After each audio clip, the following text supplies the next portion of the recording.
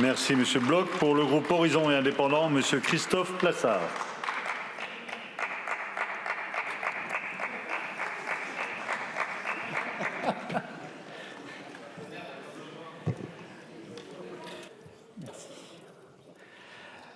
Monsieur le Président, Madame la rapporteure, Madame la Ministre, mes chers collègues, la perte d'un proche est une épreuve personnelle et morale à laquelle s'ajoutent parfois des épreuves administratives que nous devons réduire à leur strict nécessaire. Depuis 2017, plusieurs mesures ont été prises pour mieux encadrer les frais bancaires, notamment pour les plus fragiles, mais nous devons encore avancer sur la question spécifique des frais de succession, qui varient du simple au quadruple, suivant les banques. Selon l'UFC Que Choisir, dont je salue le travail, ces frais représentent une manne de 150 millions d'euros pour les banques.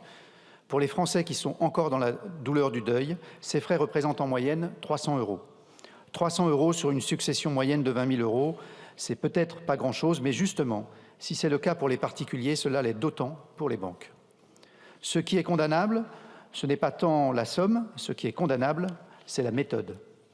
D'abord parce que lors de la signature de leur contrat, les clients lisent trop rarement, pour ne pas dire presque jamais, les dispositions applicables en cas de décès, ce qui accentue d'autant l'opacité de ces frais.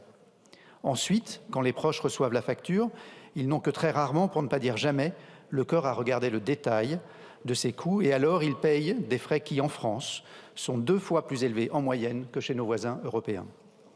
Je tiens à saluer la rapporteuse pour le travail qu'elle a effectué, notamment en séance, pour réécrire cette proposition de loi. Cette amélioration permanente du dispositif est notamment passée par des amendements supplémentaires qui ont été déposés après l'examen du texte en commission et dont j'appelle de mes vœux l'adoption.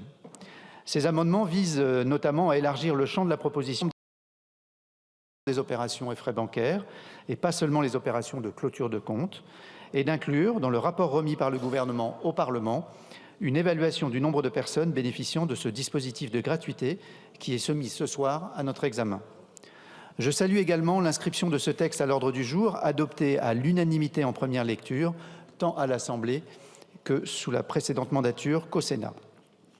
Il est la preuve que malgré l'éclatement politique plus que jamais d'actualité, nous pouvons voter des textes utiles, dépasser les clivages, les calculs politiques, travailler pour le quotidien de nos concitoyens, c'est ce qu'ils attendent des élus que nous sommes.